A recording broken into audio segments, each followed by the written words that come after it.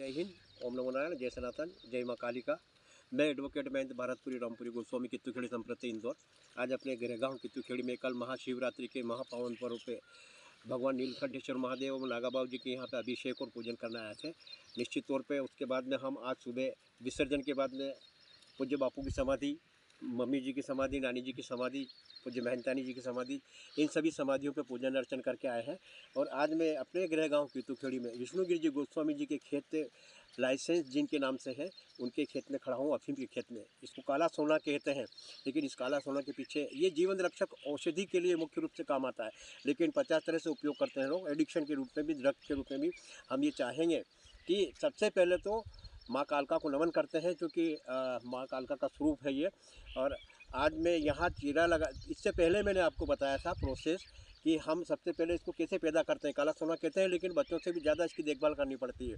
तो आज अभी चीरे के बारे में बताऊंगा। और सबसे ज़्यादा तो मैं इस तरह ध्यान आकर्षित करना चाहूँगा शासन का कि केंद्र सरकार से और राज्य सरकार से कि जैसे एमएसपी तय करते हैं वैसे इसका भी हम लोगों के लिए, अफीम उत्पादक किसानों के लिए राहत भरी खबर दें। और क्योंकि जो अफीम की पॉलिसी बनाई जाती है उसमें एसी रूम में बैठने वालों के द्वारा और अंग्रेज किसानों के द्वारा नहीं बनाई जानी चाहिए। जो वास्तव में किसान हैं, क्या परेशानी आती है, क्या होना चाहिए, उनके द्वारा पॉलिसी नीति निर्धारण में उनको भी सम्मिलित करेंगे तो हमें अच्छा लगेगा।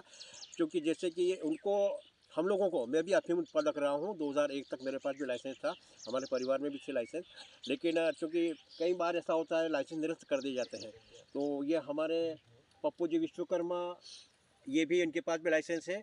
और ये श्री रामपुर हीरापुर जी गोस्वामी, इनके पास भी लाइसेंस था पहले, और हमारे पास और कई किसानों के पास है। अभी दोहरी नीति हो गई है, एक चीज पद्धति और एक अभी चीरा लगाने की। तो ये जो चीरा लगाने की पद्धति है, इसमें अब देखिएगा आप, ये जैसे डोड़ा है, ये इसको हम ऐसा चीरा, इसको नक्खा कहते हैं हमारी भाषा में, और इसको ऐसे चीरा लगाया जाता है। ये देखिएगा, चीरा लगाते से ये दूध आ गया। अब ये दूध दिन भर में थोड़ा सा बाहर निकलेगा, फिर रात में भी और झलकेगा और गाढ़ा हो जाएगा। सुबह इस दूध को कलेक्ट करने के लिए लूना कहते हैं उसको, अभी चीरा लगाना हुआ, सुबह लूते हैं हम सब सोए रहते हैं, तब यहाँ हमको किसानों को आना पड़ता है। आप सब सोए रहते हैं और यहाँ पर बहुत ध्यान रखना पड़ता है। इसी के साथ जैसे कीमत के बारे में मैं निवेदन कर रहा था शासन से कि 35 अधिकतम जैसे कहते हैं कि 35,000 पहले किसी बात में था, लेकिन अभी 500 से लगा के 3500 तक 1 किलो के देते हैं हमको। 1 लाख रुपए कोई अफीम पकड़ी जाती है तो उसकी कीमत आगे जाती है, तो 1 लाख मत दो हमको, 15 से 20,000 तो 1 किलो का कीमत रखो हमारी। कई लोग ऐसे स्मगलिंग, हम नहीं कहते कि स्मगलिंग नहीं होती, होती होगी तभी तो ये लोग अंदर हैं, और क्योंकि मजबूरी में करना पड़ती होगी उन लोगों को भी। अगर भाव सही होगा तो स्मगलिंग भी नहीं होगी और नीति भी अच्छी रहेगी। डोड़ा चोरी के लिए भी पॉलिसी बनाई जानी चाहिए। अभी जलाना पड़ता हम लोगों को, हमारा नुकसान है। हमें उत्पादन में मिलता है तो केवल और केवल पोस्ता दाना मिलता है, जिससे हमारी पूर्ति नहीं हो पाती है। अभी आपको कितने पैसे मिलते हैं 1 किलो के लेवी सेंटर पे? क्या करीब 2000 से 1500 2000। हाँ, 1500 2000 कुछ भी नहीं हो पाता है। और जैसे दिन भर ये 500 रुपये रोज के हिसाब से हमारे एक सहयोगी लेते हैं, 50 सहयोगी इसमें लग गए तो 25,000 रुपये तो ऐसे लग गए। कहाँ उत्पादन है हमारा, कहाँ कीमत मिलती है हमको? और जैसे मंदसौर जिला अफीम उत्पादन, स्लेट पेंसिल और भूत भवन भगवान पशुपतिनाथ ऐसे विभिन्न कारणों से जाना जाता है। लेकिन ये काला सोना पिक्चर बनी थी, मैंने आपको वो भी बताया था बरखेड़ा कहाँ पे, घाटे पे। मैं परसों नरसों 2 तारीख को गया था तब, और उसमें काला सोना में मैं भी दिख जाऊँगा आपको, डैनी के साथ में काम करता हुआ। और निश्चित तौर पे ये जो है काला सोना कहने का है, हम लोगों के लिए एक रिस्क भी है। कभी नष्ट हो जाए, पाला पड़ जाए तो मुआवजा नहीं मिलता है, लाइसेंस निरस्त हो जाता है। हम पुनः केंद्र सरकार, माननीय सांसद महोदय, जितने भी आसपास के सांसद हैं, मुख्यमंत्री महोदय, माननीय विधायक महोदय क्षेत्र के, या सभी विधायक महोदय से निवेदन करते हैं कि कम से कम इसकी एमएसपी तय कर दी जाए।